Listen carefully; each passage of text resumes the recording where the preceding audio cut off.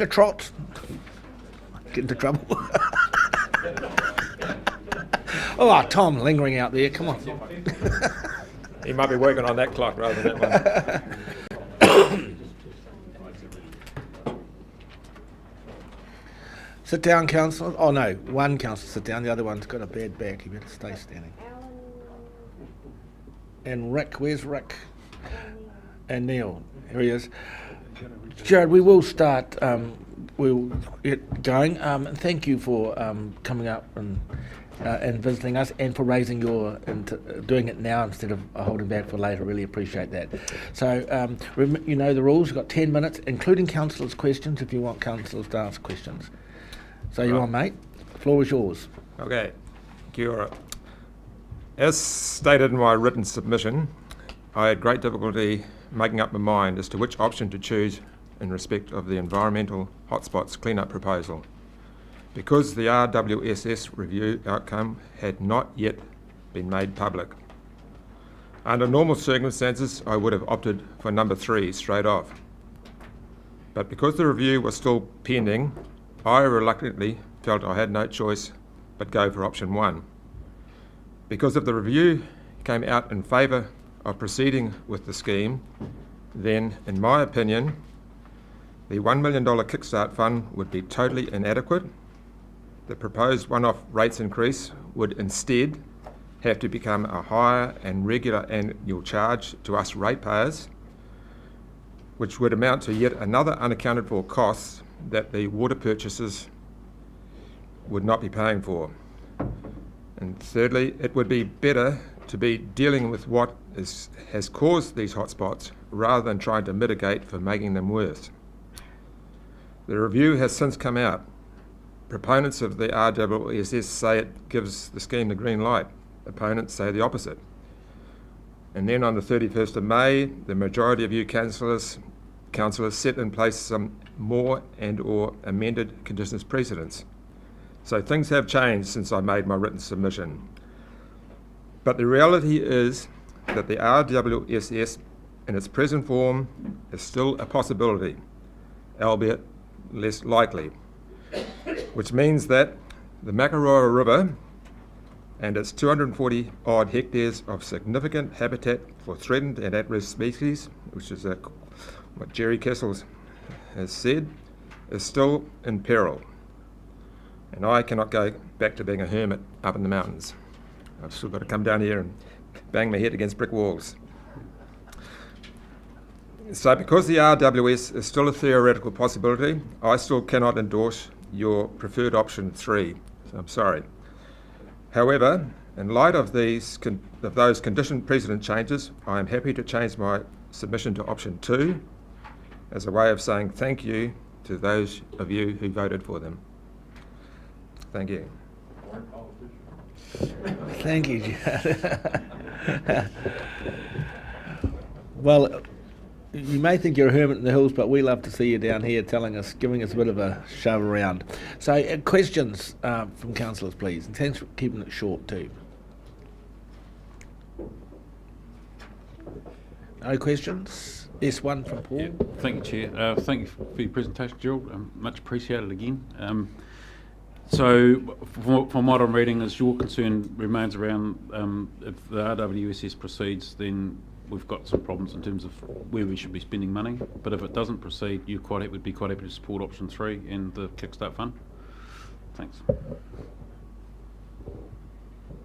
Some clarification. Any other questions? Yeah. No other questions, Joe. Do you want to have a wind-up statement? No, I think that's all you want to say? All been said. Well, I hope you don't see us as a brick wall. We appreciate you coming. Yep. No, I hope it doesn't turn out that way too. Anyway, good luck. Yep. Thanks, Gerard. Appreciate that. Now, our next submission is Wairoa, and we've agreed with the Wairoa people that we will do them together, but the mayor is on the road, so he's not quite here yet, and we don't want to proceed without his worship.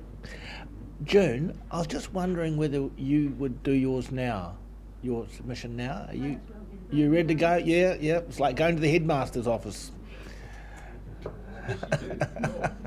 So, councillors, while I'm waiting for June to get settled, I'll give you the page numbers of the submissions between now and lunchtime. Yes. So, Wairoa District Council is page 156. Yeah. The Maori Standing Committee is 159. Audrey Jones is page 89. 89. Gerard was 127. June's is 126. Barrie Crabbe is page 124. Sarah Gerard is page 171. Jeremy Randall, page 14. And John Tamatia, page 43. Thanks. All right. Yes. Oh, just to say, Chair, that Audrey Jones and Murray Deacon are here too, if that's any help. Okay. Yeah. We will bring people. Yeah. Okay. No, that would be too tight.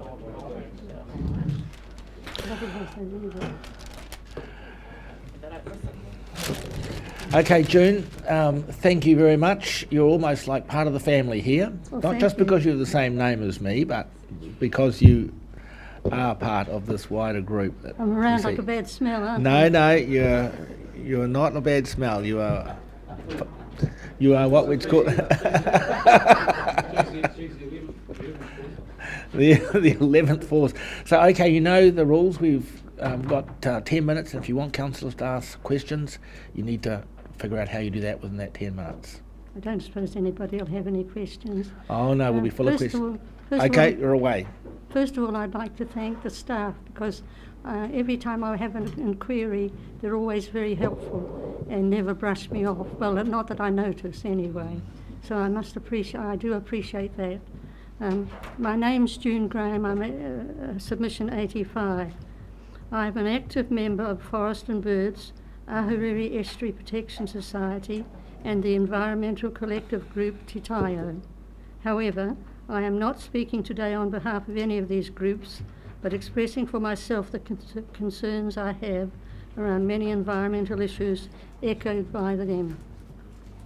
In a democracy, this is one of the few occasions I get to express myself in a democratic process. Mind you, I am a bit pushy at times, so the democracy is well served by me, I think. In my written submission, I listed 5 areas of concern, one of them being climate change, and of course climate change will affect in all areas to varying degrees. HBUDs. I missed particular reference to HBUDs in the documents provided, but I am aware of considerable debate about how this will be implemented, and am reminded of James Palmer's emphasis on balance, a term we hear more and more about at all levels of government. We must avoid the insidious encroachment of economics over environment on productive land. HBRC. In the early stages when a holding/investment company was first mooted, I raised my concerns about the Port of Napier and possible exposure to financial risks. The Port of Auckland was on my mind at that time. It was going through a very difficult period. I am against using the port as collateral for HBRC's borrowings in order to pay dividends on our 80 million investment in Ruatanipa scheme. On that score, I refer to Vaughan Cooper's talking point in Hawke's Bay today, 17th of May, where he questions this is a good investment and suggests that 80 million could be put to better use with my glasses must have steamed up. I'll start again. About the 17th of May, where he questioned that this was a good... Excuse me, I've lost it. On that point, I refer to Vaughan Cooper's talking point on Hawke's Bay today, 17th of May, where he questioned this was a good investment and suggested that 80 million could be put to better use with far greater long-term results and benefits should be. Ahuriri Estuary. I'm a real fan of Ahuriri Estuary.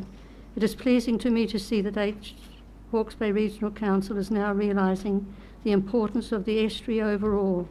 There are still significant threats to the health and well-being of the estuary as Napier City Council plans to dredge for an aquatic sporting area in Pandora Pond, with little understanding of the value of the estuarine environment overall.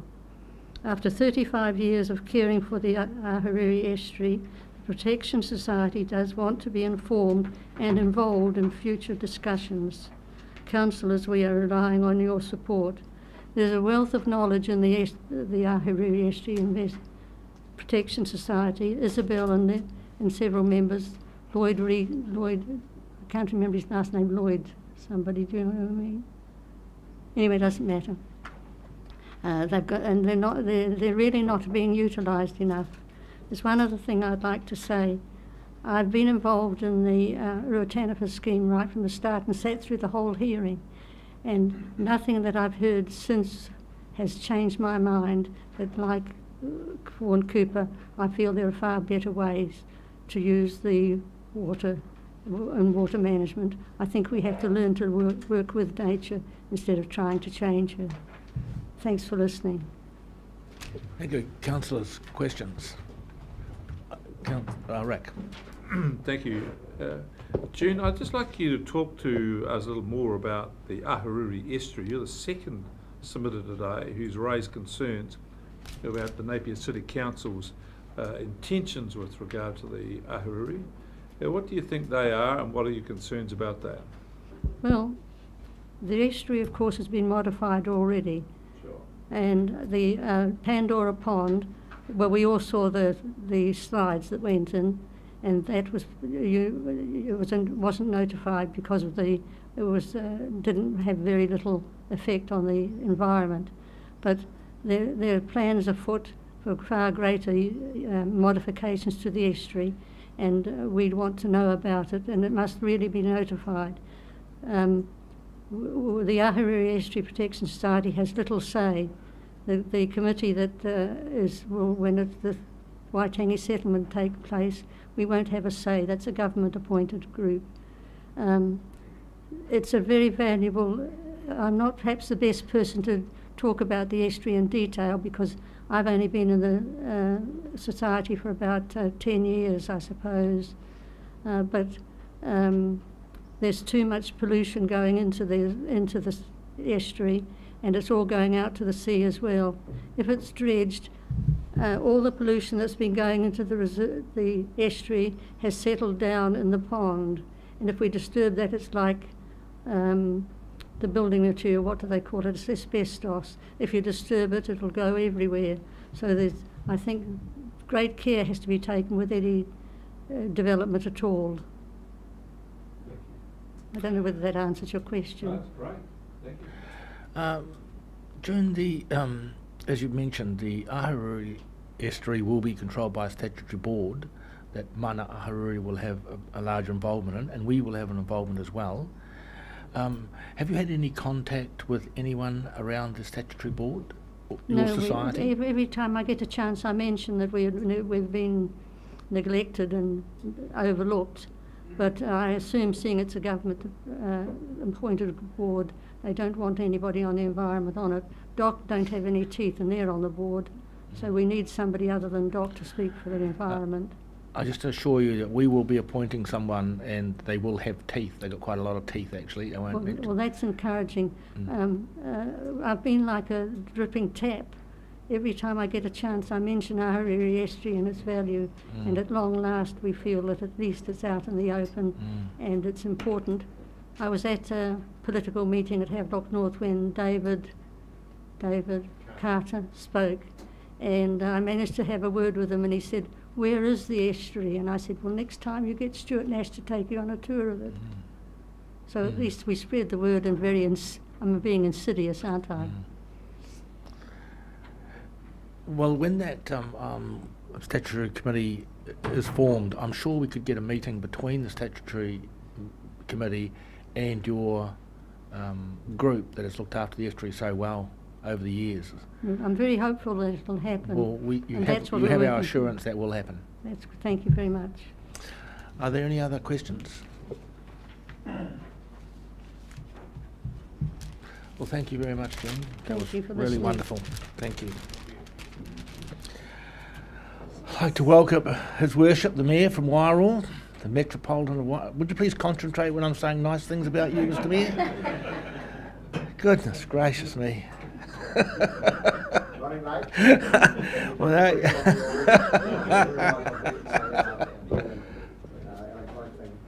Oh, have you? Do you want to, but a moment, we could have someone else on if you want a moment to That get, would be great. if you can get yourself into order, we know it takes you a little bit of time.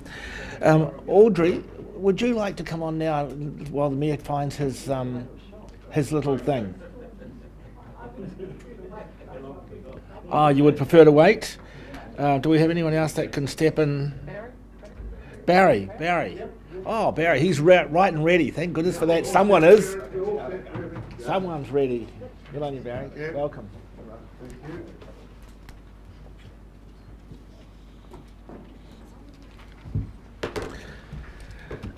Okay, welcome, Barrie. And you know the rules. We've got a tight timetable. We've got 10 minutes. And if you want councillors to answer any questions, you need to fit them into that 10 minutes. Thank you. Thank you very much.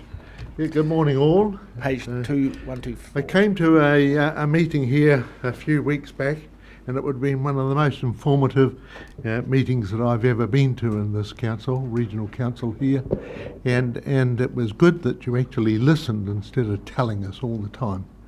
And I think that there is an awful lot of information, an awful lot of good things out there if you only opened your ears and listened. And it was very good to hear that you did. I support the increase in the rates as long as you get on with the solutions. Mitigation of contamination of our rivers, lakes and estuaries. We've done all the investigations. We know what to do. Please, no more money being spent on further investigations. Let's get on with fixing them, please. I hope you've all had a look at the successful scrape lakes between the Miani Quay and the new bridge where the old concrete bridge is. They actually won an environmental award, and I was on the partnering committee when it was in. All the contaminants that come off the highway, instead of entering straight into the estuary, they don't. They go into the scrape lakes.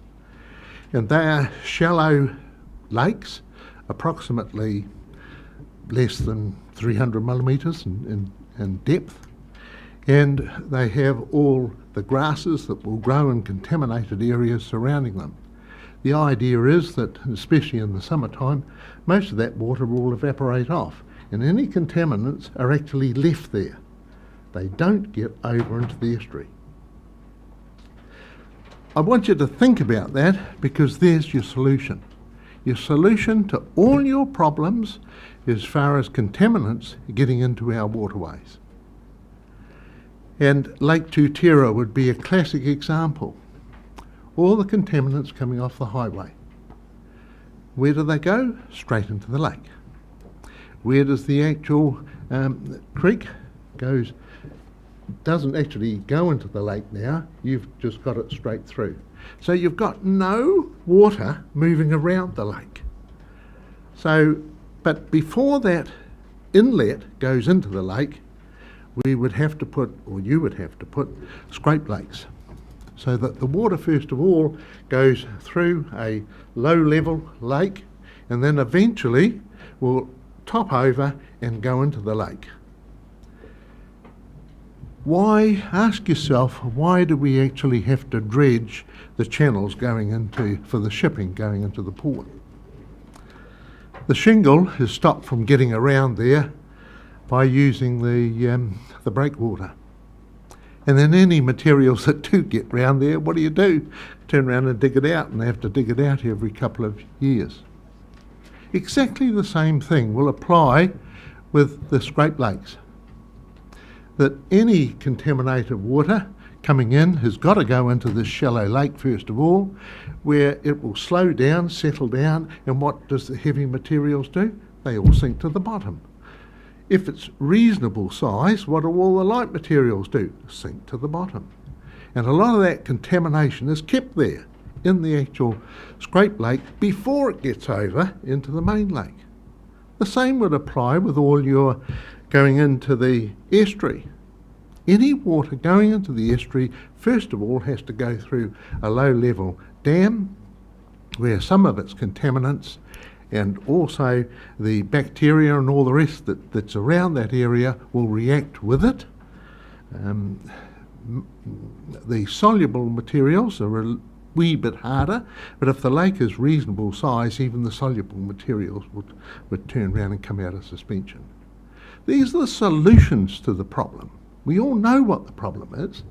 And I mean, we talk about the estuary, and what happened the other day? Napier poured raw sewage into the estuary the other day. How are you ever going to solve the problems of contamination in the estuary? For goodness sake, you've got to stop it from getting in there.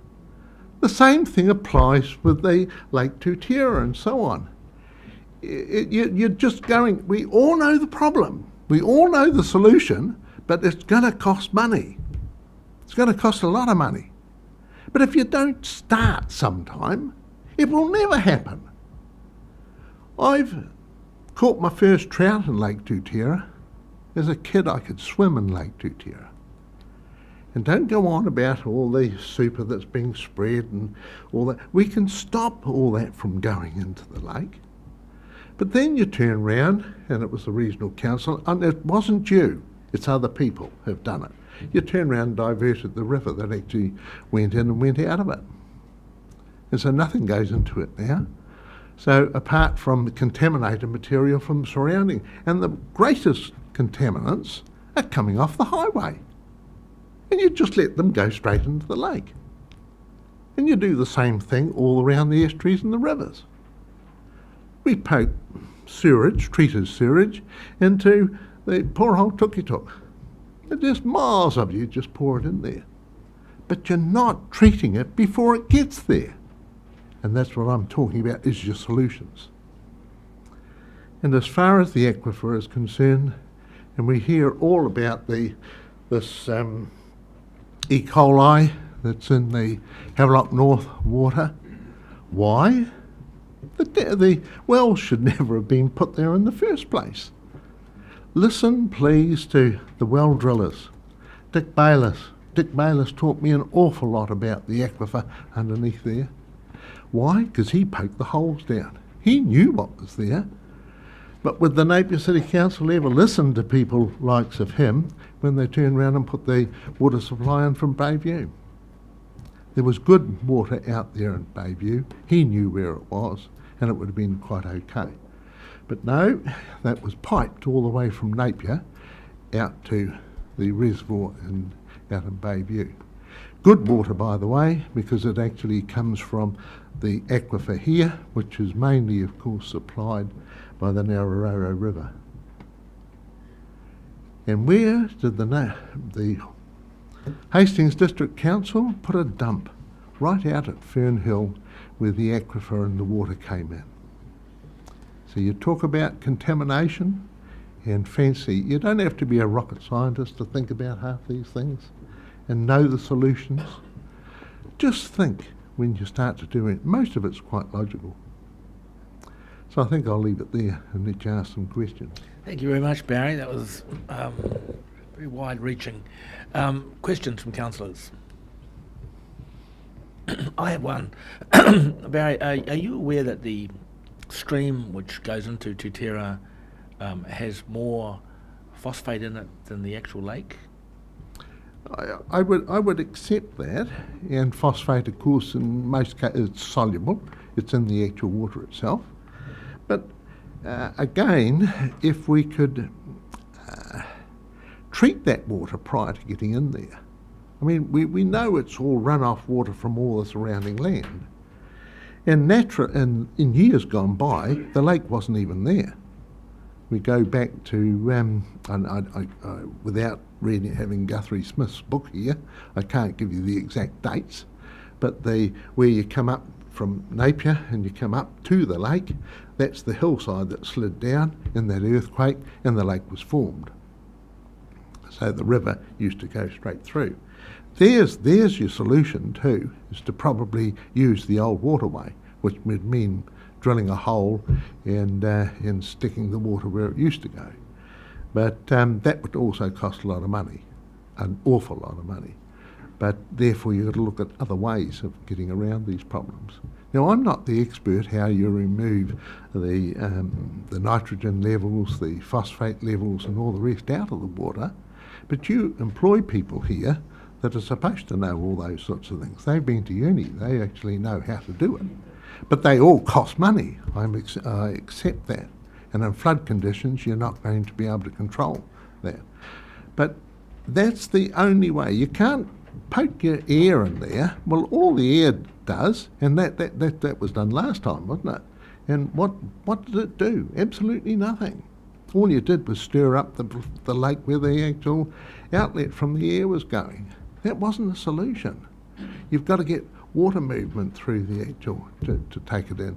And of course you don't, if you let nature do it, take that air in there, then you don't have to have a compressor there supplying a pile of air. Great, well, we're out of time, but Thank thank you. you very much for your submission, greatly appreciated. Right, we're now going to, now that the Mayor has got his, rushed out to his car, we will now have Wairoa as a total contingent.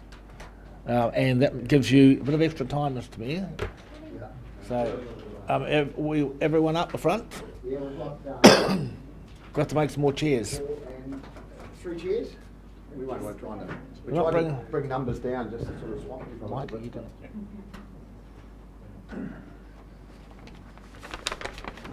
Hey, I must admit, you're looking very fine today in that dark jacket. Thank you. Very I fine. cut myself Very regal. shaving Cut this yourself morning. shaving? Oh, I had a no. bit of a Norman Gunslinger thing on my face, and Jan said, "Oh, take that off before you go," and then it started bleeding. So.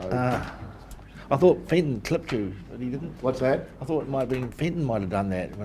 Yeah, there's been a few moments when we could have probably ended up a bit like that. Would have been deeper. Okay. Atua kia ki te mei kia koutou ko tai mai I te raurohe o Ngāti Kahungunu a te Wairoa. No reira koutou ko tai mai a ka nui te kō ki te kite I o koutou I tako tō kaupapa ki rongi te tepu. No reira piki mai kake mai ho mai te Wairoa kia. Kia ora, Mike, for that. Thank you, Mike. And just before you start, so just in fairness to everyone, we would love to sit and hear Wairoa all day, but in fairness to everyone else, you've got 2 sessions, 10 minutes, so that's 20 minutes, and you must keep it within that, and questions as well, and I'm sure there'll be a lot of questions. So I haven't clicked it yet, so you've got to, you want to sort your papers, and you're right. Yep, all good. Getting there. You say go, and I'll go. All good. He's not going to say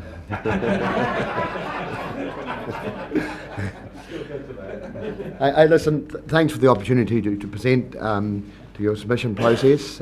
We've come down, we really appreciate what the Hawke's Bay Regional Council does and what we can do in the future.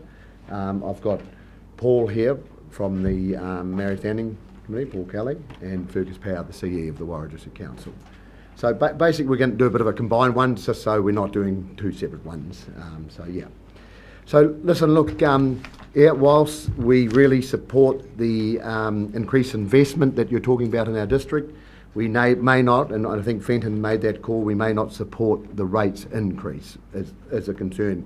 So my presentation is basically around our population, our land mass, our water areas, and why we think yes, it would probably be good to have the rate increase down in Hawke's Bay. What we call Hawke's Bay is this end, but maybe not in Wairoa. So on my presentation, hey, there's a few areas because it was chucked together pretty quickly. We've all been pretty busy. We're a very busy council. And so the first presentation is basically the first. Do I do it here? This is even fancier than us. It's just showing the area and the population of Wairoa compared to the rest of Hawke's Bay. So we're basically, I think we're about just over under 5% of the population. So I'll just click this, do I? Yep. I know, maybe that one. Maybe not at all.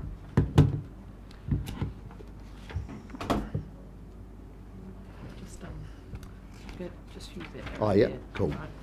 Okay, so we're all, so that's a, yeah. So that's the population. So this is the land mass of basic compared. Now you'll notice, and I know you're all very smart, so you would have noticed that already, those two don't add up to 100%. And it's a bit of a test, and I'll probably tell you why. Because parts of the Hawke's Bay Regional Council go over the other side into, I think, Rangitiki and Taupo. And so basically on our population, and why I've done this, it should have been an assumption, but once again been very busy, we didn't get time to do it. And every time we want something done in Wairoa, we're told by the Hawke's Bay Regional Council, yep, we can do it, but you will be rated on it. And to be quite frank, I get sick of that, because we are just about 30% of the whole of the old landmass of Hawke's Bay. And you know, on the oh, I've got it here somewhere, wish me a bit of luck finding it. It says that basically regional councils manage the effects of using freshwater, land, air and coastal waters by developing regional policy treatments and the issuing of consents, managing rivers, mitigating soil erosion and flood control. So on those two statements, it should be on the whole of Hawke's Bay. It shouldn't be based on our population, and that's where we get a bit cranky up in Wairoa. We just feel like we're the poor cousins, hence probably why we voted out amalgamation so strongly. It just doesn't work for us. And so the next slide, I think, shows the water. Someone's gone to sleep on the computer there somewhere, Liz.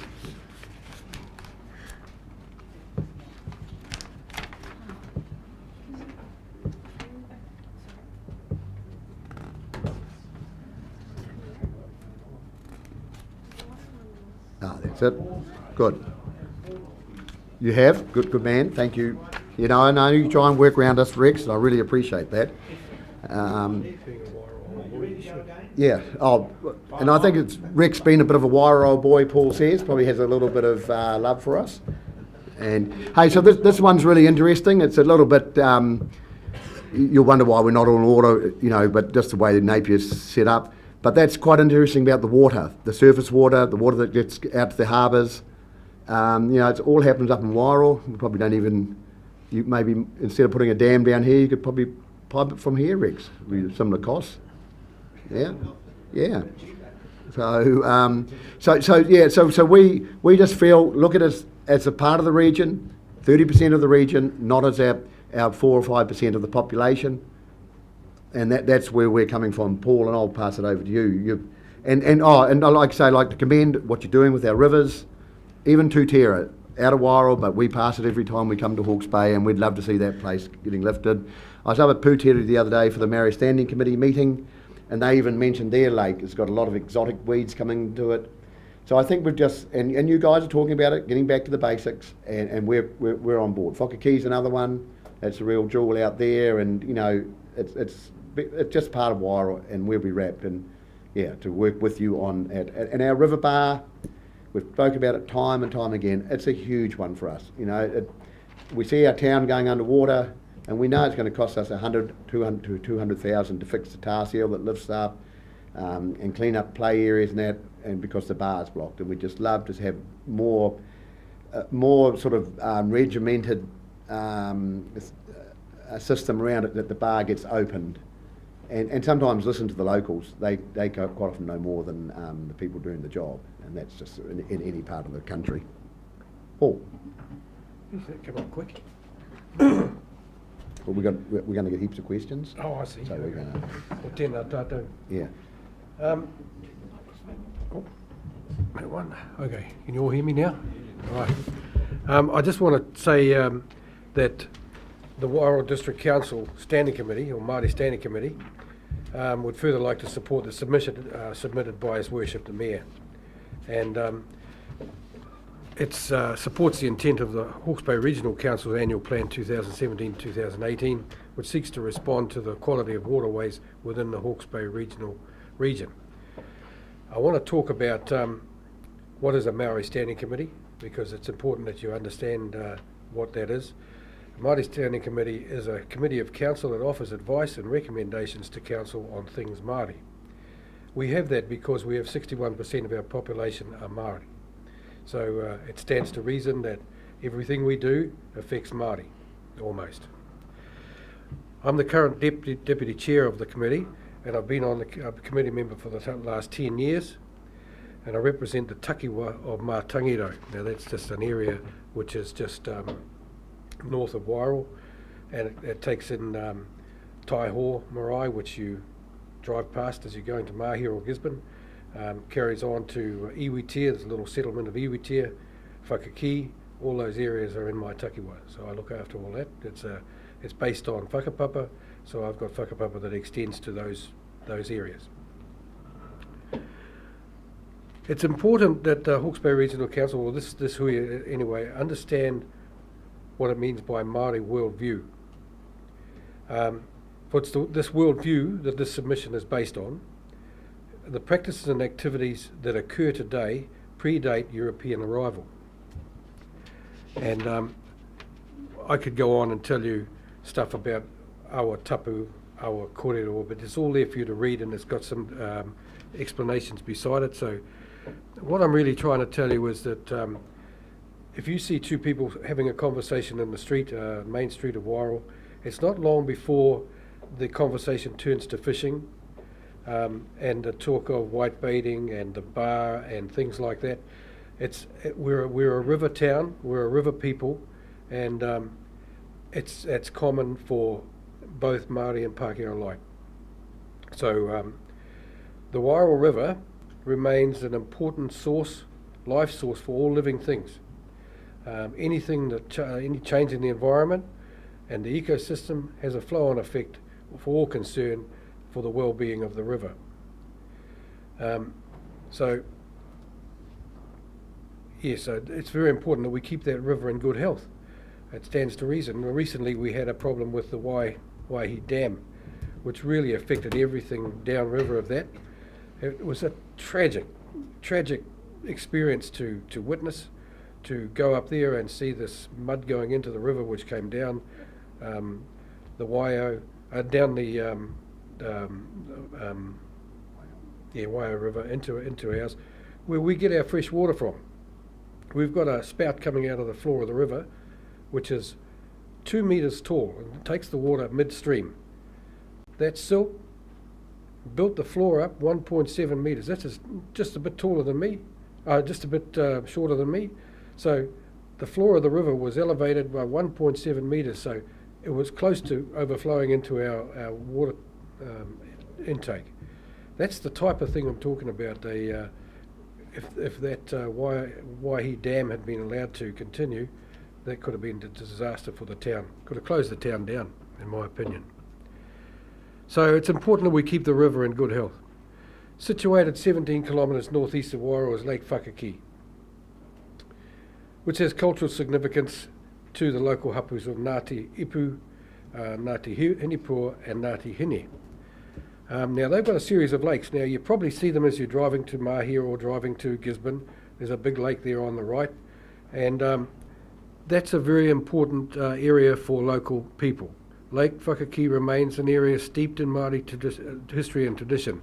Local Māori are still actively involved in the traditional sustainable management of the natural resource. Recent times, we've seen water from the catchment area of the forestry slash. So forestry slash has come down that little river and just filled up the lake. It's blocked off the culverts under the road, causing flooding. So these are I'm just trying to put a local spin on problems, so you got first-hand knowledge of what's going on out there. These are problems that they have. Recently, Hawke's Bay Regional Council officers presented to the Māori Standing Committee on the management and monitoring of the Wairoa River, and particularly the opening of the river bar. When the bar is closed or partially closed, Hawke's Bay Regional Council will wait for the river to build up a sufficient pressure to blow open the bar. This usually takes about 1 week, depending on the time of the year and the forecasted rain events. During this wait period, river water backs up past the town bridge and becomes smelly because the Wairoa sewage system is still being discharged at high tide, and it's got nowhere to go, but it backs up past Ruataniwha, causing erosion of sandy banks, smelly water, high water levels in Whakamahia Lagoon, flooding at Ngāmotu. Now I want to talk about Ngāmotu because that's where I come from. The latter is severely affected by farm paddocks becoming flooded. stock losses, crop destroyed, homes flooded, rat infestations, and sewage and rubbish of all descriptions ending up at the houses of Kiitu. This has been their reality for the last 75 years. 2015 floods saw all houses flooded, all paddocks on the east side of the road flooded. The people who live there are pensioners, usually make repairs out of their own pockets because they don't qualify for insurance anymore, because for 75 years they've been flooded yearly, annually, and they have three main farmers that lease the land out there and farm that area. In conclusion, and therefore, the Māori Standing Committee of the Wairoa District Council would like to recommend that the recommendations put forward by His Worship the Mayor just before be accepted. Thank you very much. Thank you. You ready for some questions? Rex, just like to acknowledge Hetty Nissen from the Māori Standing Committee Yes. down here to support us, and Kitty at Puna. Yes, welcome, management guys. team. Alan, you have a question. Thanks, Chairman. Mayor Craig, at the Transport Committee meeting the other day, you advised us that the depopulation of your district had been stabilised, and in fact you're actually increasing population. Correct. I thought I'd bring that up because that's really good news. And have you got any comment on that? Yeah, no, that we did a Bill study on that, and yeah, that's definitely, it was looking about 80 to 200 people up from what we were the year before. I actually didn't put it on here because it would have made our percentage spend less. So got to go on there. I got it all off the Hawke's Bay Regional Council site, so it may be incorrect. Well, forgive you for that. Is there any sense of where the population is coming from and what is the driver? Yeah. So there's a lot of people that, you meet a lot of people around, they always seem to have some connection to Wairoa. A lot of these people living out there just hanging out to come back, and they even say to me, look, if we can get a job, we'll be back tomorrow. So that's, a lot of them are coming back, a lot of the old whānau are coming back, but the ones that are coming back are from like a place like Auckland, where, like, who would live up in Auckland, really, at the end of the day? And they're coming back, they can sell their house, they might have a huge mortgage on their house, they can buy a house in Wairoa, freehold, and they living on State Highway, they can do their business, and that's what we're getting. And I think we've got a candle maker, we've got a pipe exporter who makes all the plumbing pipes and that. So yeah, there's evidence of that happening. That's great. Just got to get that travel time down. Yeah. Yep. Yeah. Rex. Through you, Chair, just to the crew. Regional parks, just what's your view on regional parks? Have we got enough in Wairoa? Do we need more? What can we do better there? Yeah, I believe so. I remember the map you brought out last year or the year before. It showed you regional parks, but the map ended at Tutera, just the other side, and I thought, gosh, what's happened to Wairoa? It must have got slipped away there somewhere or something. But it would be lovely. Rex has been up as well, and yourself, Fenton, and Rex has visited, from the lighthouse right out to Whakamahi. It'd be a wonderful regional park, and there's a lot of wetlands that could be restored on that way as well. Yeah, two questions. Coming back to Wairoa, I was born in Wairoa. Is there any chance of getting a job in council? Yeah. Okay. What position? Mayor. Yeah. Not that pleasant sometimes. Around Whakakī, you've got a lot of farmers around the edge. Now, you've got a problem of the farmers wanting less water and environmentalists wanting more. You got any solutions for that sort of thing? Oh, you want to answer that? It's your baby. Whakakī. Their problem is the water discharges straight from the hills at the back there, come down so fast, it's there and gone. So nature's supplying an oversupply of water, and it's not being able to be held by the culverts when they're not blocked, of course. At the moment, with the flow of the water, brings rubbish, blocks the culverts, causes flooding. So that's the big thing there for those farmers. I think they'd rather have no flooding at all, and something done about that. Paul, can I think through Mike, and Fenton might be able to probably give us a bit of intel on that, but I think a lot of the water's pumped out from those flats further along towards where the Thomases were. Is that right, Fenton? And so that's the problem. Getting it physically, getting it out to sea is really difficult.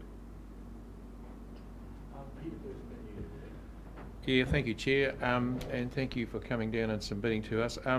Ever since I've been on this council, there's been issues around the mouth of the Wairoa River and the flooding and what have you. I haven't heard anybody come up with a solution that will deliver long-term safety and resilience to your community. Do you have one? Yeah, Paul, but I'll quickly talk. Yeah, I think they've talked about a really expensive solution. I think that will probably never happen for quite some time.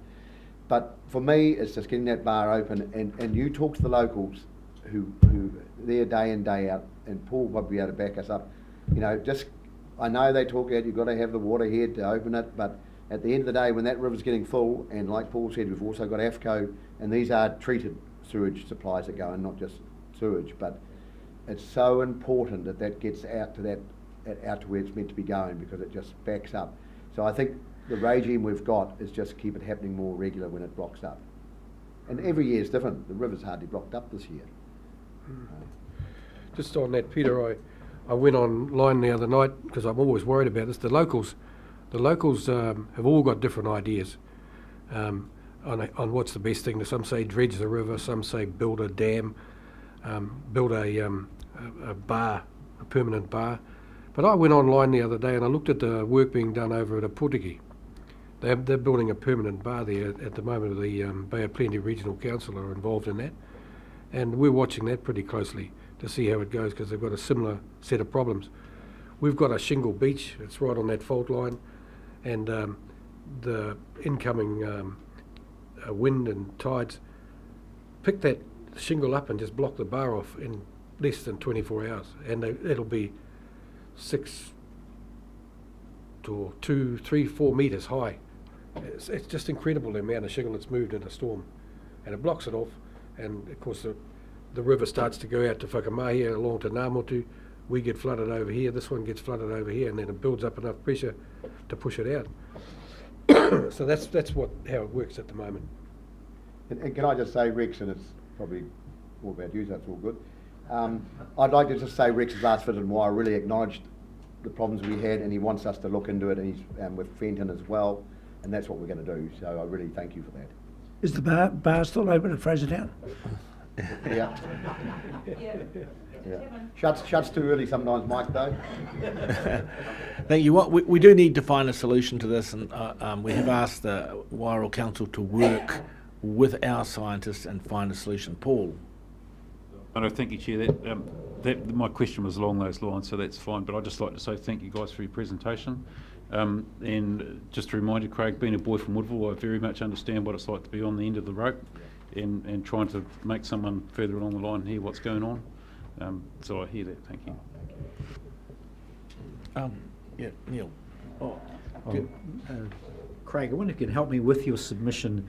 I'm unclear at 3.2 whether the Wairoa Council and community support an increase of 9.88%. Yeah, no, that probably didn't come across quite right. So which is it? What do you support? What I said, we basically support the investment you're going to put into our community, but we do have to worry about a community being able to afford that 9.8% increase. If we were 100% sure that all the money you gathered from the whole of Hawke's Bay got spent in Wairoa, we'd probably support it. On that note, thank you guys. That was a really great presentation. And you are on the far north of our region, but we don't forget about you. We've got Fenton here every day reminding us. Yeah. So, thank you. And Alan, he's a Wairoa boy too. Okay, thanks guys. That was really good. And Mike. Mike and I. Well, actually, it's a takeover. We need to name us. The Greeks. Okay, Audrey, we will have you now. Thank you. Thanks, mate. Hello. Welcome, Audrey. Nice to see you again. You know the deal we have. We have 10 minutes, and you need to leave some time for some questions as well from councillors. Or you can take the whole 10 minutes if you like. It's up to you. I won't need It's 10 down Can I to just you. ask a question to you? Yeah. Would it be useful if Murray came up as well? I So then think they so. can finish Where this is he? morning, and if they Yeah, need he to was go, down they there. can go. There he is. I didn't bring my book, it's in the track. You look so good, mate. You just, Okay, It's you want to fine. stay there? Right. Well, you're on your own. Right, I'm pressing the We button. did have different votes. So yeah, I'm just here to say that I voted for option 1, which is no rate increase, and the reason I voted for this is because how I feel the recent performance of the regional council has been over the recent years. I believe that the regional council have lost their way, and they don't deserve any extra of our money. They have ventured into what I believe are Rob Muldoon think big projects, which I don't believe the regional council should be. They should be left, those sorts of projects, such as the Ruaford Tanafa Dam, should be left to government, Central Hawke's Bay, because that's who it affects. It doesn't give anything for the rest of us ratepayers, and I don't believe that the rest of us should even be involved in it. Okay, that's my little spiel on that. Hawke's Bay Regional Council is supposed to be looking after air and water, and they certainly, I believe, they fail me in our area, and it was interesting to note the Wairoa District Council feel that they are left out of the Hawke's Bay Regional Council consideration, but we living in Tuai get just as left out from Wairoa. The first problem up there is relating to waterways, so it does affect both. In 2011, the government released a national policy on fresh water. And in this national policy, they required all councils to set a minimum flow on all rivers. Now, where I live, up in Tuai, we have a river called the Waikarihiki, and this does not have a minimum flow on it.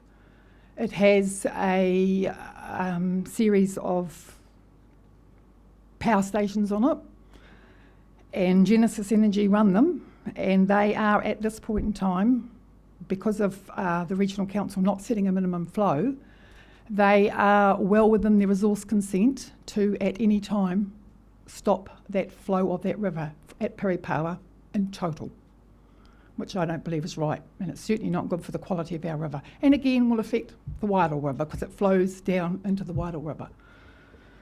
So I'm not happy about that. That's something that the staff should have picked up when the resource consent was renewed in 2014, and they didn't. The moment they got the resource consent renewed, they immediately came gunning for the farmers, because they had an agreement with the farmers that they would supply 2 cubics down that river during the summer months, and they are now trying to get rid of that agreement. As they said, they have a resource consent that says they don't need to, and that's what they want to do. They want to be able to not put any water down that river when it suits them. So that's my first issue, is water. The next thing is the air quality. I live on an unsealed state highway. It is the only unsealed state highway with residents living alongside it in New Zealand. Again, Regional Council roading here have done nothing for us. The government promised in 2000 that all state highways would be sealed by 2001. And this Hawke's Bay Regional Transport Committee will not prioritise the sealing of this road and allow NZTA to seal it. That, of course, creates huge dust issues, and this affects myself and other residents along the road. So that's the second big thing, air, water. At the moment in our river, we have, I'm hoping that Craig will take note of this, and I'm hoping that Fergus will take note of this while he's here, and I'm also hoping that Paul will. This is a state highway. If I go up further from my road, I went down and there was forestry slash in the river. Now, we don't have pine trees anywhere along that river. Went up to visit a friend day before yesterday. And I now discover where the forestry slash is coming from. Just around from the Tarapatiki Bridge. I don't know who owns the property. It could be council property for all my knowledge. I don't know who owns it, but I'll be finding out. They are now milling the trees. They are dragging those trees across the road beside the river. They are then stripping the branches off, loading them on a truck across the state highway. The forestry slash is then pushed over the riverbank and floating down the river.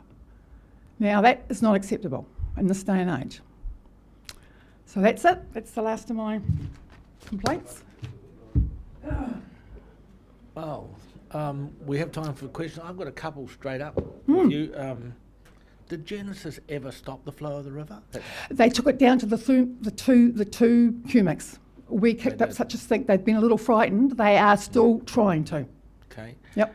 And the other question I have is, have you got some photographs of that activity of the forest pushing over State Highway? Yes, no, I haven't. I wanted to bring them with me, but I noticed that we were late. It was almost dark, and we had to be in Levin yesterday. So I've been gone from 6 o'clock yesterday morning till 9:30 last night, and we left home at 6 this morning to return a trailer that we hired to do what we did yesterday. So I haven't been able to get photographs, but believe me, when I go home from here this afternoon, I'll be down there with my camera, and if you'd like photographs, I will supply them. I certainly would, thank you. You would, yep. Just email them to the chairman? Yeah, email them to, well, you can email them to me if you like. Yep. But I'd certainly like to see if someone was deliberately pushing slash across a state highway and into a river. Believe me, I was a bit shocked when I saw it. We wouldn't be very happy about that. I would like to also make note at this time too that when I actually queried Hawke's Bay Regional Council staff members as to why there'd been no minimum flow set, I got no response. Just as another point there, if you ever see activity like that, you can ring the hotline and they will react. Which hotline's that? Pollution hotline? They will react. We have a very good Okay. team in the pollution hotline, but apart from that, send those photographs. On that pollution hotline again, I'll just point out we've had a lot of farms have changed hands recently, and in the beginning of the month, neighbours came to me and said a farmer's transport truck and trailer had gone up the road. They'd gone to their place right by the Tarapatiki Bridge, as the last culvert on the highway, and they had offloaded their entire effluent tank into the culvert. We need a photo of that as well. Yep, we tend to be, the attitude is you're up there, no one will notice. Yeah. Yeah, no, that's really unfortunate. Yeah, what's the mayor doing about this?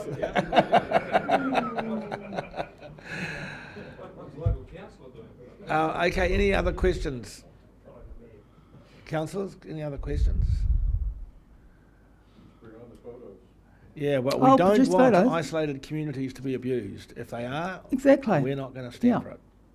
So, you just the evidence and ring our pollution people. How do we go about no minimum flow on our river? How do we get one set? I don't know, I have to think about that and talk to, don't understand all the issues around it, although you did raise it at the Wairoa meeting as well. But I need to get my head around that. I guess all of us do, because that's not really appropriate. No, well, someone hasn't done their job, have they? I mean, it says that all councils are to set them. Well, Chair, I think one of the things you could do is ask the Chief Executive to make a note of that and come back to Council sometime later to report on the issue, what action could be taken, and to advise Audrey at the same time. You see why I have such a sensible Deputy Chair? He has these ideas. I must say, I am pleased to see the new councillors, I am pleased to see the new chairman, and I'm pleased to see a new CEO, and we are, well, I'm hopeful that things will improve, that the state of our rivers, etc., will improve, and in that case I would support an increase in rates. But at the moment I feel we're not getting value for money. Thank you. Okay, so I'd like you to change my mind, please. We will look at that that consent that Genesis has got and just see how that works. Fenton, you'll look at that for us, won't you? It's already in play. I've asked Ian to come back to us. Oh, thanks. After the Wairoa meeting, yeah. Can I just make another request? You are going to take some photos of the slash? Slash. Definitely. Can you also advise us, please, who the forestry company is that's doing the harvest? I'll have to find out. I've got no idea who they are. He's been in the area for about a year. but I don't know who he is. All I know is, I drove up there about 2 weeks ago, and he was up on the side there, and he was loading from the other side, but there was no slash there. He was loading across, no traffic management, nothing. There was big gouges across the road, and I thought, okay, that's a bit off. But it wasn't until I saw the slash in the river that I got really angry. I thought, now that is not on. So if we're to do any follow-up, we need to know who it is. Yep. Okay, so you want photos plus... That's no problem. That was excellent. Thank And you hopefully very we much can for your get back time. get back to you on those points. Thanks for travelling so far, and your husband too, to talk to us. Jeremy Randall.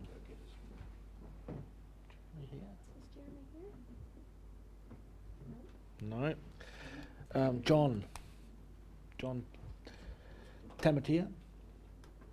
He's not here either. Ah, Anyone here is Murray. Murray's here. Murray Deacon here. Yeah.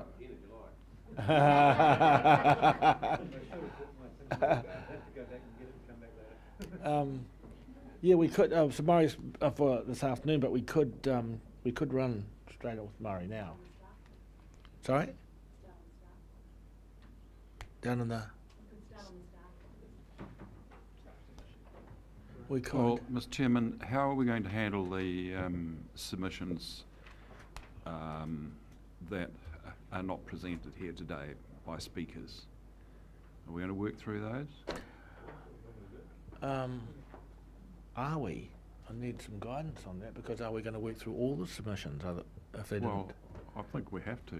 I mean, just because You don't present. it's to the credit of people who actually take the trouble to come along and speak, but also there are others who put particular effort into their submissions, and I don't think we can just bypass them. No, I agree. We could. You're suggesting, Debbie, that we do the staff ones now. We've got a gap. We have got a gap. Yeah, unless we do. We have done that in the past, Mr. Chairman, in breaks. Rightio, let's do that then. You're on, Paul. Okay, thanks, Mr. Chairman. I'll refer you to page 41 on the council agenda. Staff internal submission. There's a bit of a note there going into this exercise that just to jog your memories about the reforecasting exercise for the current financial year, there has been a budget deficit increase of 143,000. So one way of reducing that increased budget deficit is to not carry forward one of these amounts. So just put your mind into that sort of gear, that if there's any of these that you don't carry forward, then you can take care of your 143,000 increase in deficit for the current year. Mr. Chairman, I'm probably not able to talk to all these because they're not my area, but a little bit of background. First one, 191 coastal planning. There is a consultancy budget each year in coastal planning, project 191. I've just pulled out the figure for next year, and there's only 9,000 next year, so I would suggest that the reason it's 9,000 next year is that the money of 40,000 in the current year, they did believe that they would be picking up most of their coastal planning consultancy, which they haven't done. It pertains to the regional coastal environment plan, and we know there's a lot of work in the space of coastal hazard zones, which I think Councillor Bevan is involved in. So they have asked for carrying this money forward. I think the work of that committee is continuing. So I would say that's probably... We'll have some discussion on that recommendation. Are there any questions on that? I'll move. You'll move? Yeah. Do we have a seconder? And a seconder? We have moved and a seconder. Just to speak? All those in favour? No. Aye. Against? It's carried. The next one, Mr. Chairman, we would benefit from someone in... This one here, 101, 191. Mr. Chairman, the next one, project 192 on page 42, we would benefit from one of the people in strategic management to talk about that. I mean, what they've got here is a request to carry forward 135,000 not spent in the current financial year. Next year they have a further 280,000, but we know they do an awful lot of work in this space. They've put forward that they have been unable to do the work they hope to do for the National Policy Statement of Freshwater Management, and that's where the money would go if carried forward. I'm not aware of where the 280,000 in the 17-18 year goes, but Gavin Ide would probably be the person to talk about that. So either you want to sort of take it, or we try and find Gavin Ide for that particular one, and I'd maybe be even happy to take it. 192 as well. Yeah. Where exactly are we up to? 42, top of the page. 192. 192, strategy and planning. I recommend.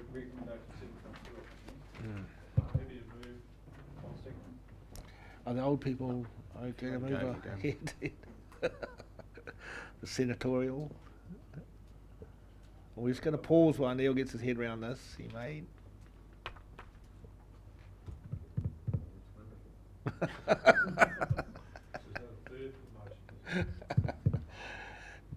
Are you okay with it? Okay. Are you going to second it then? It's been seconded. Who moved? You moved it, Paul seconded it. Any discussion? Pushing ahead with it. All those in favour? Right. Then we carry that recommendation. You can tell Gavin to stay in his office. Okay. Budget 192. Oh, this is him again though, so. It is, but this one covers the fund for oil and gas, the regional resource management plan revision, the development of energy futures. This was the 200,000 was set aside 18 months ago. You'll recall it came out of a special fund. The 200,000, part of it's been spent. There's 130,000 still to be spent. Say they've got more work in this space. We have a mover for 10.2. Seconder. No. You second this? Yes. Just to speak, Tom? Paul? Anyone wish to speak? Okay, all those in favour? Aye. It's carried. Against? Oh, sorry. Yeah. Okay, we're on to page 43. We're into Regional Resources Project 339. This is Regional Land Research and Investigations. Mr Chairman, we always have money in this carried forward, and there's always money in the next year's budget as well. I must admit the way they have put this up this year I think is substantially better than the normal huge paragraphs that sort of go on and on. They've actually stated the three amounts they need and the specific reason for it. So, and then they give the reasons for the need to carry it forward: unavailability of NIWA modelling team and consultants. So, so this looks, there's no one to tell you exactly what it's all about beyond what they've written there, but it does seem to me to be quite tight. I'm happy to move the very tight. On that recommendation. Move it in a second. Do you wish to speak? Does anyone else wish to speak on this? We're moving in a second. All those in favour? Aye. Against? It's carried. Ben, just to go back a second, do you want to recall your vote against that oil and gas one? Or are you happy just to lose? It's on camera. Oh, yeah. I'm sure someone's going to scroll through those as historical records. And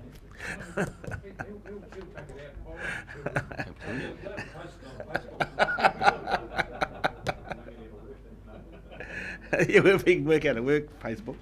Okay. Okay, Mr. Chairman, now on to air quality, and they that's a beauty. refer to a contract worth 57,000, which is already under negotiation, and also a report that's nearly complete and will be invoiced early in the new year. So that would be, I believe, work currently in hand.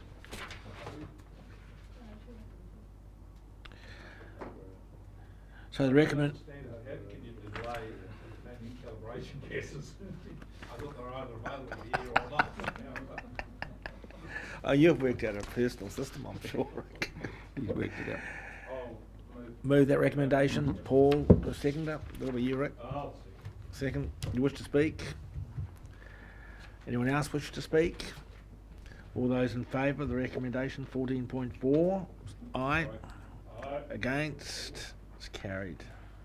Okay, Mr. Chairman. Project 380, Now on Sustainable Land 380, Management. which is page 44, Sustainable Land Management.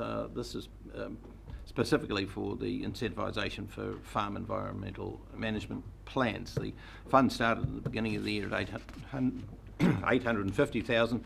During the reforecasting exercise, it was reduced by 200,000. The fund available is 650,000 in the current financial year, and they say that in their opinion, they'll be spending at least 550 of that, maybe fractionally more.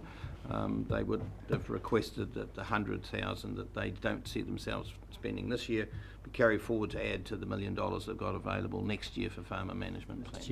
Yes. Can I ask was there an increase in budget for the 17-18 year, Yes. and what is it? I think it was $900 or $1 million. So there was an increase on baseline from 850 to $1 million. Yes, yeah.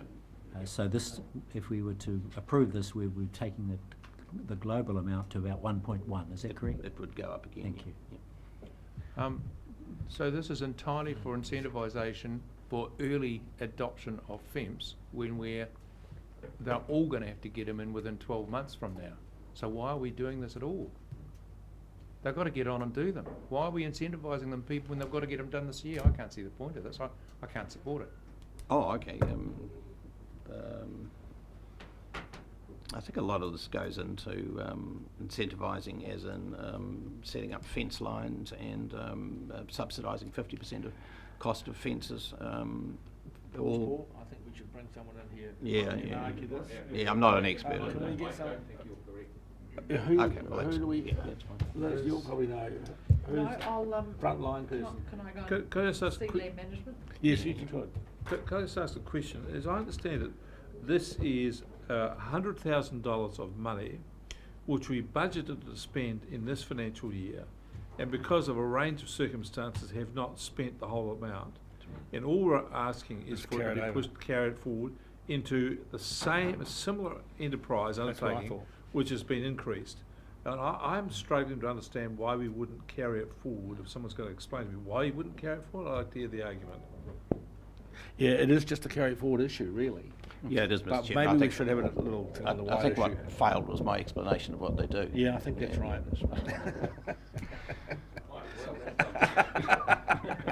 We're going to come back to it. Okay, let's go to 8 contingency. This is Mr. more Chairman, your I think line. it's This is just- you now, Paul. Yeah, it does. 876. We're going to go and we'll come back to 8. Okay, there's two portions to this that actually comes up again through the paper.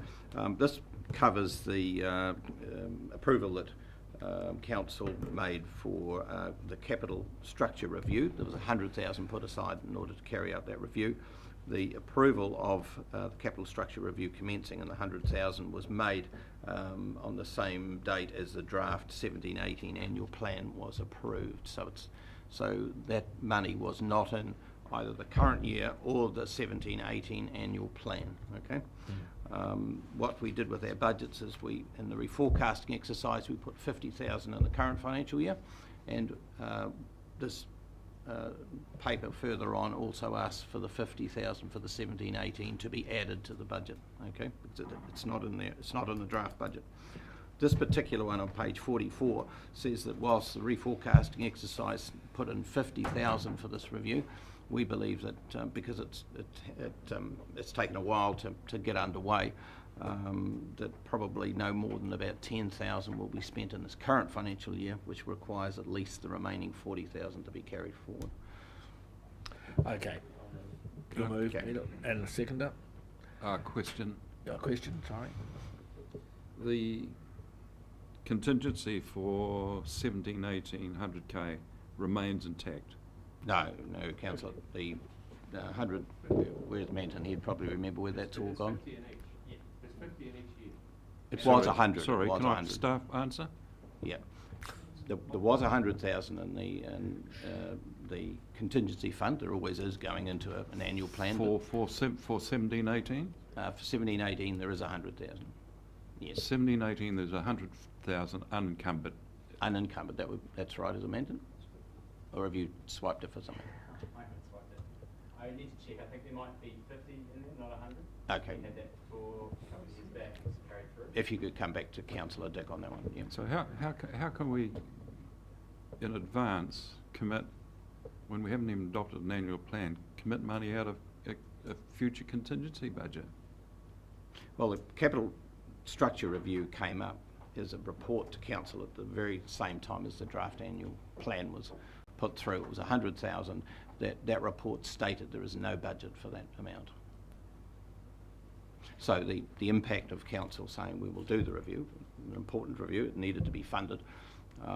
That money had to either fit into the current financial year or the 17-18. We put 50% in each one, and the review has yet to kick off.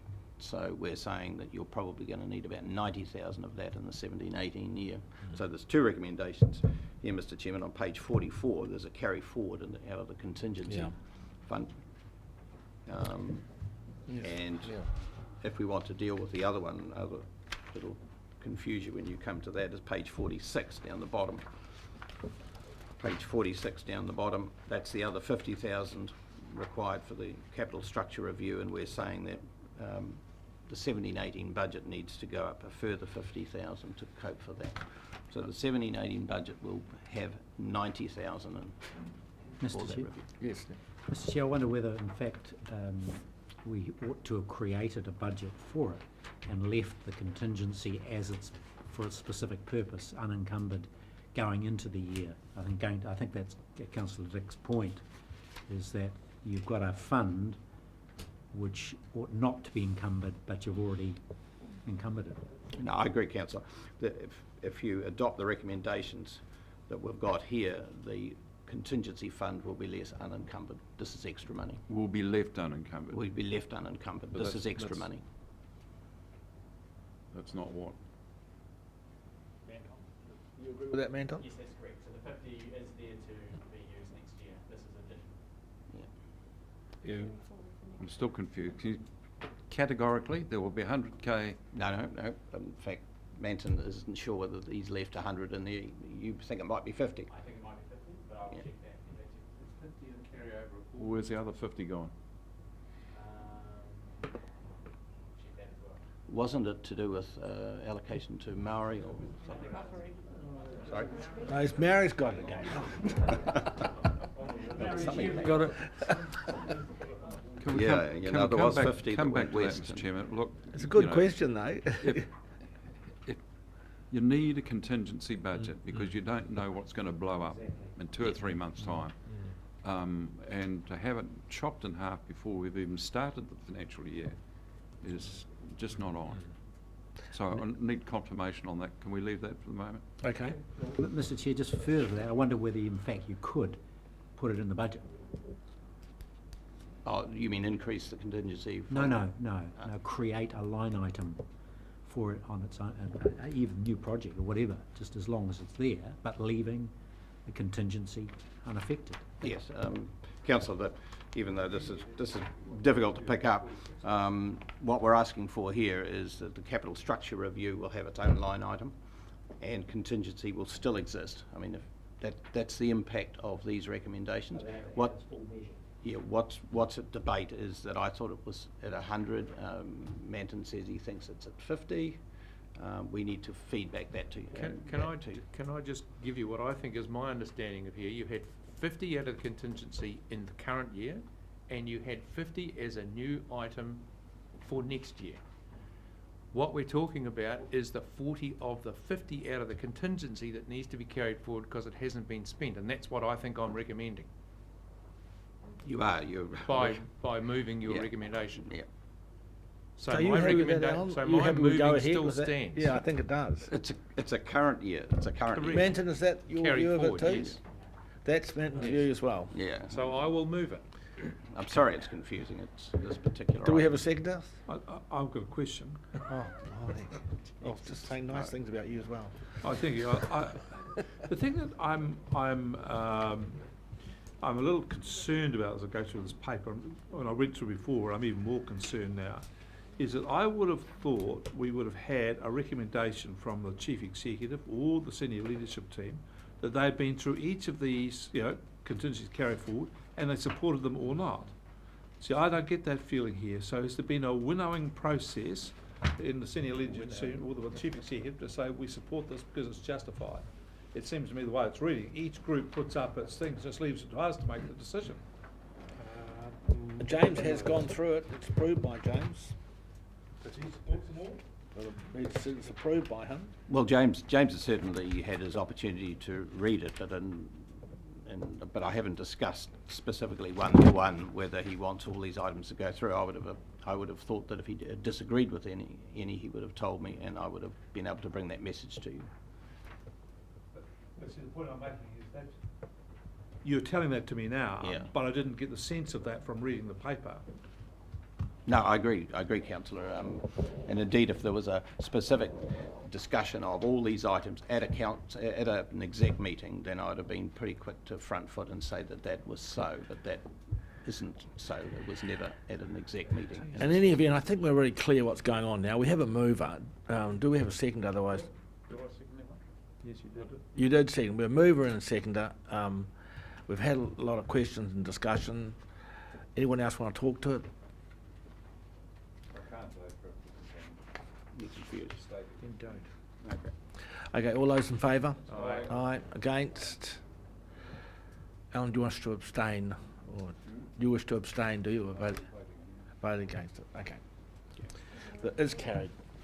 Do you want it recorded? Do you want your vote recorded? No. Okay.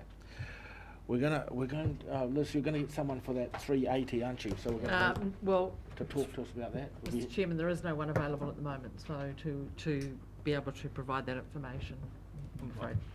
Nathan.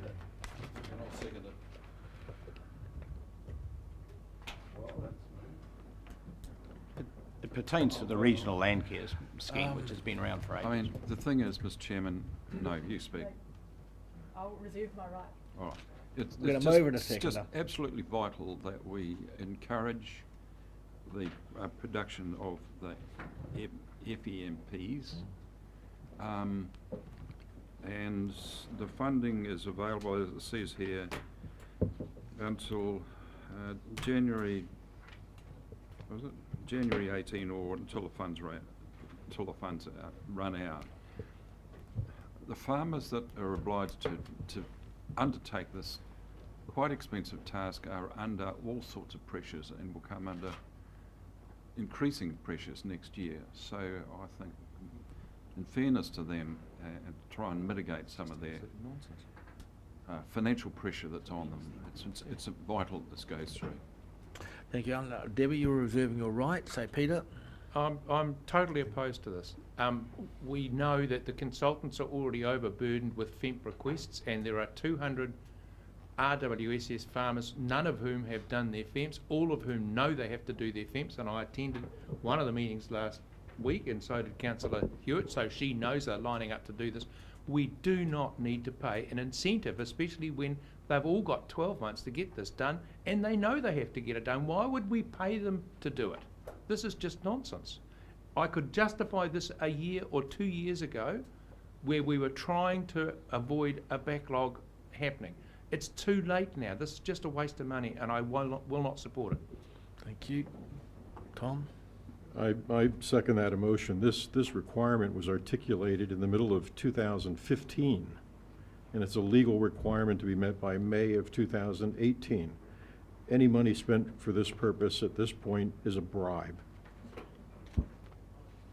Speakers? Well, Mr. Chair, I'm a little bit troubled by it, because if it's representing something like $10,000 per farm or per applicant, that's a large subsidy to be carrying forward and asking the ratepayer to fund. I'm perplexed by that. I just don't have enough detail about precisely what the 1.1 million is going to do.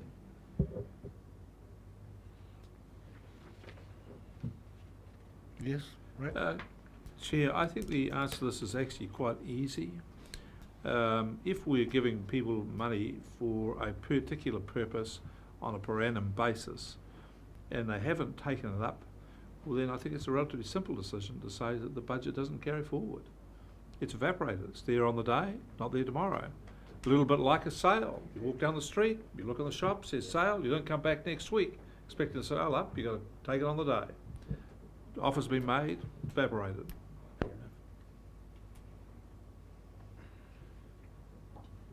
I have to concur with the recent feelings of Councillor Curtins, Barker and Bevan. I think the landowners have had ample opportunity to get their fence in or to start that process, where there's only been a rush of late because there's been some pressure put on them to actually do something about it. So I don't think we should be subsidising a early incentivisation scheme when it's not urgent, when it's not early anymore. Debbie, you'll write a reply. Thank you. The land management team has been under incredible stress in recent months. They're short-staffed, they're failing to attract people. So my understanding is that with the absence of sufficient numbers in that team, that they've been unable to provide the efforts that's required in the catchment to be fulfilling what they could be to the stakeholders in the community in Central Hawke's Bay, and that would quite likely be a large part of this problem. While I'm also aware of staff in that team who are close to resigning because they've been poached left, right and centre by other farm environment providers. So this team is in a crisis, and if you take away the one tool that they have to use at the moment, then I think you are going to have a serious, serious problem. So I strongly recommend the people around this table who are concerned just take a more holistic view of this and let it roll for a little while and just relax a bit. Mr. Moore here. Yes, is it possible to hold this over till we have some staff to give us some genuine guidance on this? There is nobody. Nathan Heath is probably the only one that could pick it up and give you a very good reasoned. And what's his plans for today? He's on leave. He's on leave. Oh, he's on leave. This was clear what this money was for. This money was to be paid on a per farmer basis to help subsidize their cost of preparing a farm environmental early management plan. uptakers. Simple as that. It was a sale with a sale Mr. date Chairman, and the an debate expiration should be date. finished. It's an important subject, and I don't know how I'm going to vote. I want to hear it out. But okay, probably everyone's had their say here. We're going to have to take a vote. We have mover and seconder. Debbie's spoken last. So all those in favour? Aye. Against? No. Do you wish division? Yeah. All those in favour? All those against? Were you scratching your nose before? The motion is lost. That's good. They're always carrying it forward. They're always carrying it forward. That's good. Yeah, Just for clarification, that is simply to no longer proceed with the carry forward. Is that correct? Yeah. That's right. So we've it's got just simply the 100 grand.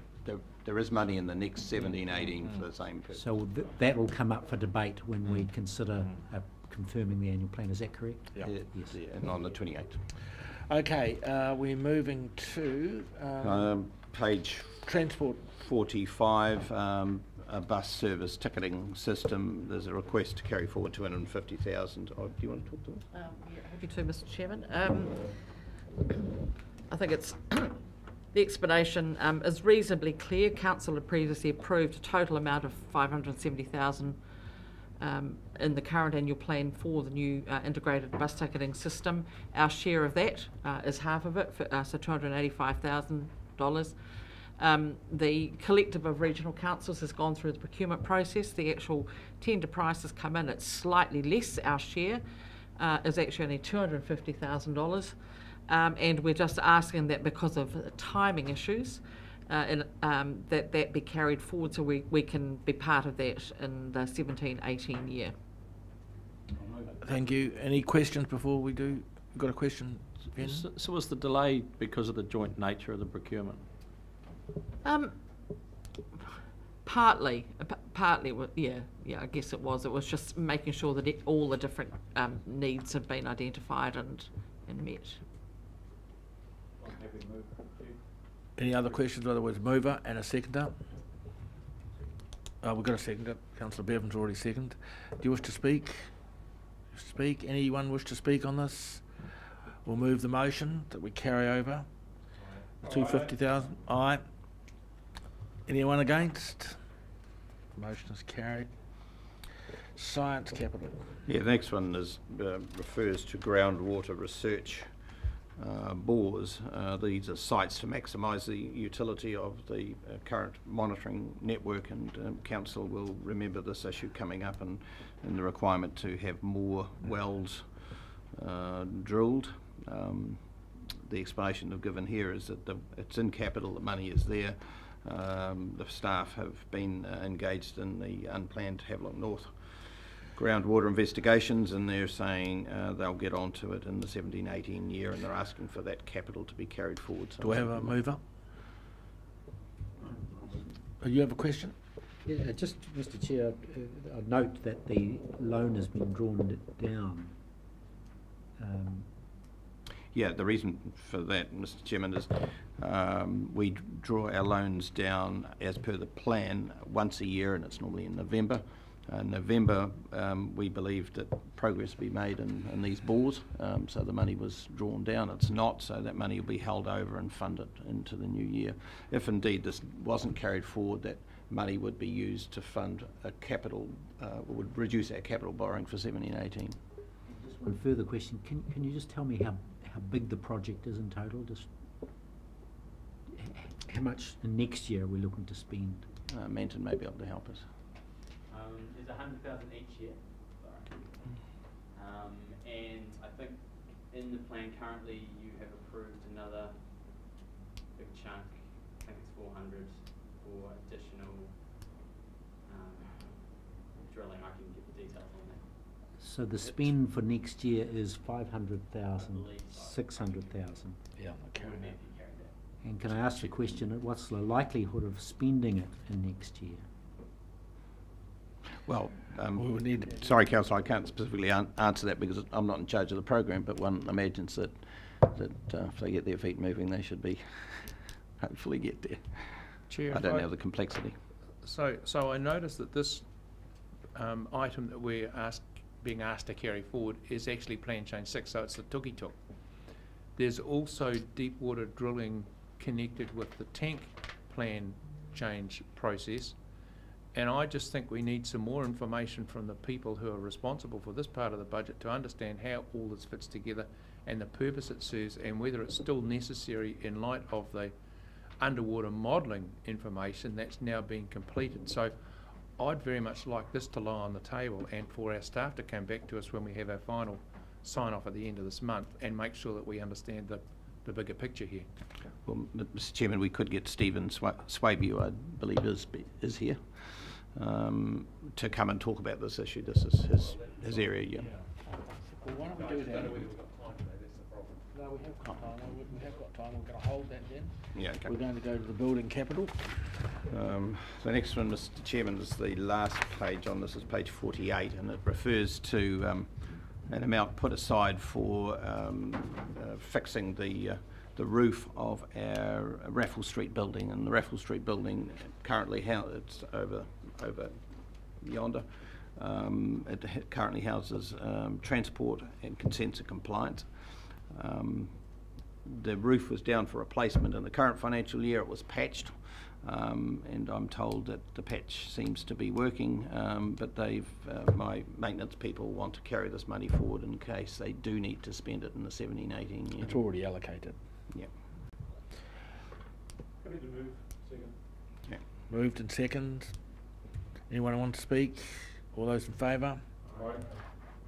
Carried. Next, Mr. Chairman, is to do with forestry capital.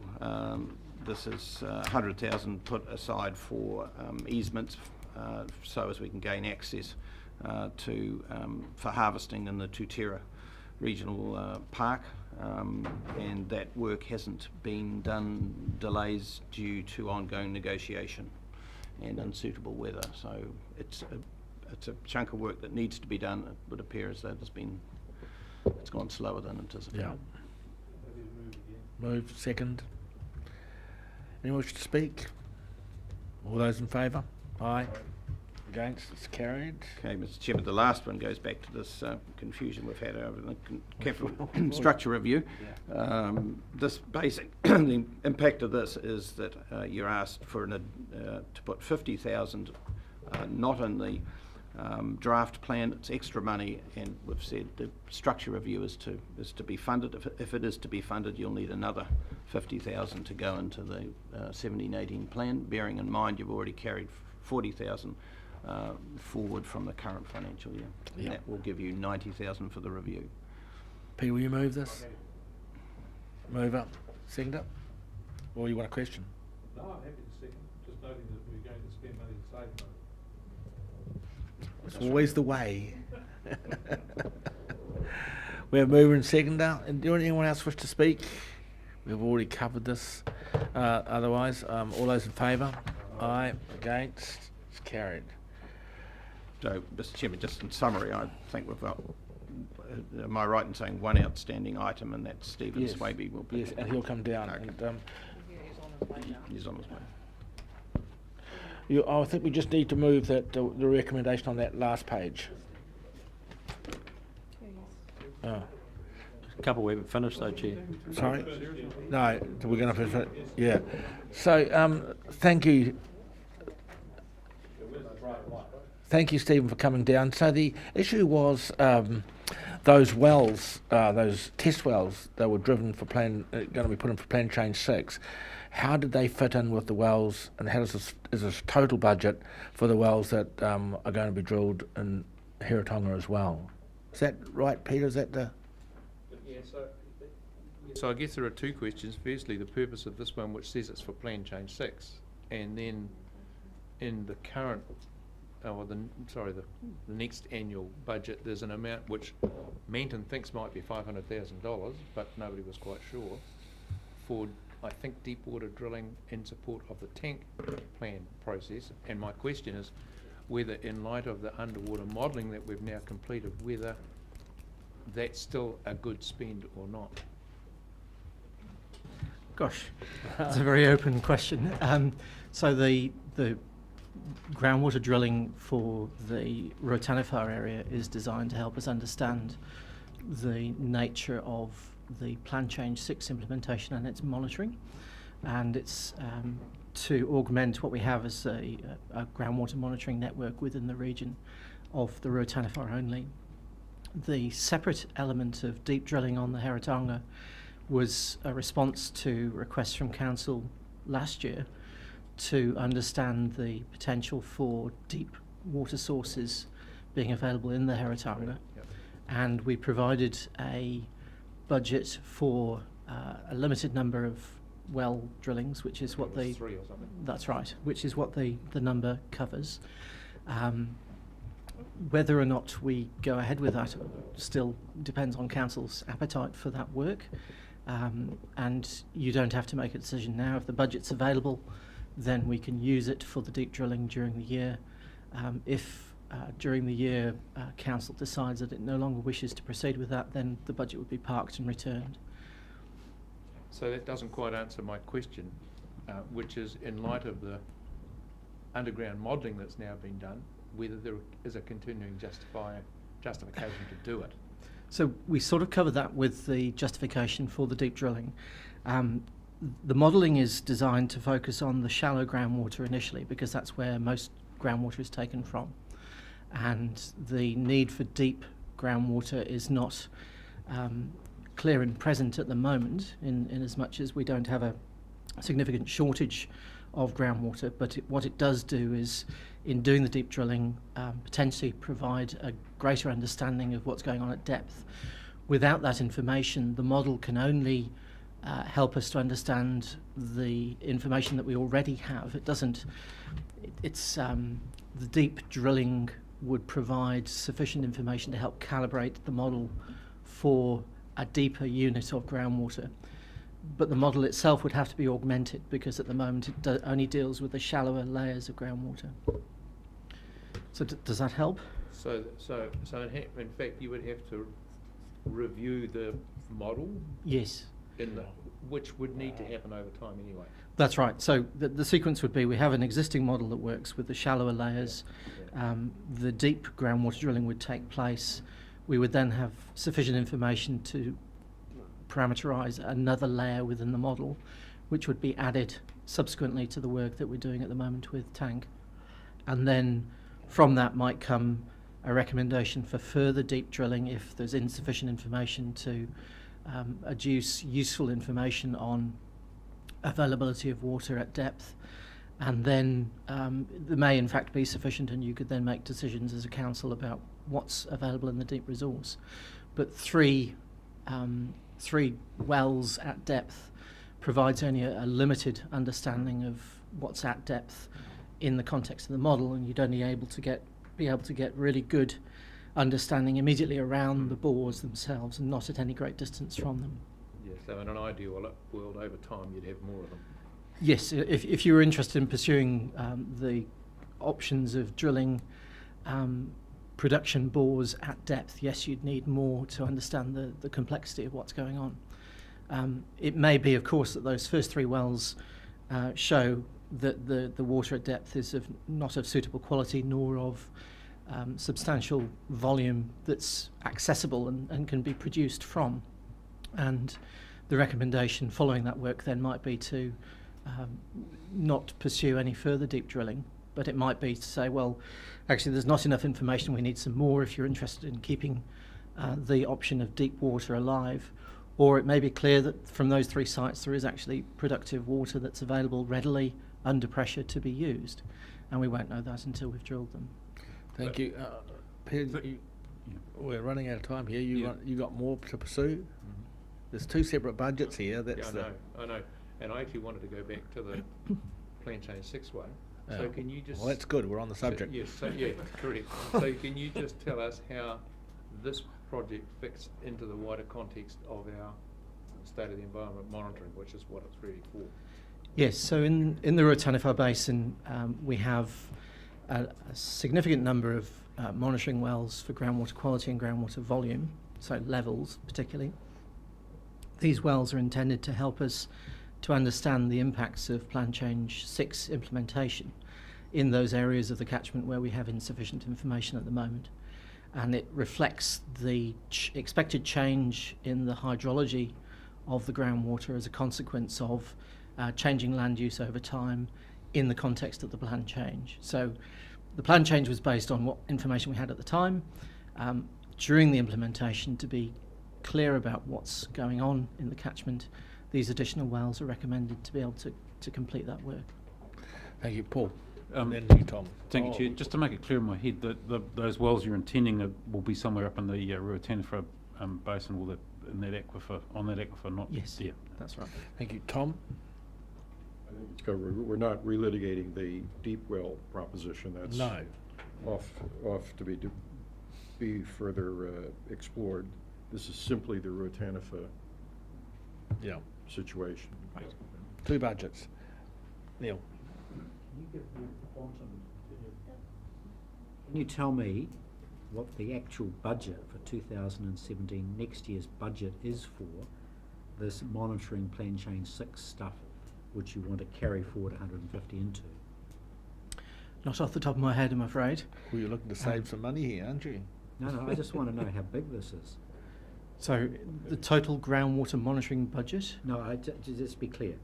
On this? The Plan Change 6 confined to Ruatanawhā for state of the environment monitoring. You're looking to put carry forward 150. How is it, 1 million or 2 million? What are you adding it to? It's not adding to. It's taking work that should have been completed this year and doing it in the following financial year. So now I'm clear. So That's different. There's no budget for it next year. No, it's this year's budget being carried forward. Fine. Yep. Second question is the tank deep well stuff is a separate budget and it's next year. Yes, that's right. How big is it? So again, I don't have the numbers in front of me here, but I think someone mentioned 500,000 was what? Yeah. Okay, come on, I want to move this along. Move and a seconder. Any more? You want to speak any more? You want to speak? It's very brief. I'd just like to say deferring the drilling until to allow time for strategically identify sites to maximise utility of the monitoring network. I find that eminently suitable. Thank you. Okay, all those in favour? And then this, aye. Against? Carried. Thank you, Stephen, for coming down. Now we have the final recommendation, Paul. Receive that we receive. We have a mover. We have seconder and Councillor Barker. All those in favour? Mr. Chairman. Yes. Just to make it clear, the effect of this little bit of work has been to put $100,000 back in the kitty, hasn't it? Yes. Yes, it has, Mr. Chairman, and it takes care of a lot of the reforecast deterioration in the deficit of 143. So we've pulled for the current financial year with the action taken now to pull that back to where the annual plan is, which is good for the current financial year on financial management. We have a mover and a seconder. Do anyone wish to speak on the quantum? All those in favour? Aye. Against? It is carried. So we'll break for lunch. Question, Chair. The people that weren't here, Gerard, Randall and Tamatea, is their opportunity passed? Jeremy Randall and Tamatea. Yeah, I don't know. They just didn't turn up. Right. Are we going to have to fit them in this afternoon? Is my question. You don't know. No. No, they've missed their shot. Haven't They've they? missed their shot. Okay, yeah. thank you. If we can, we would, but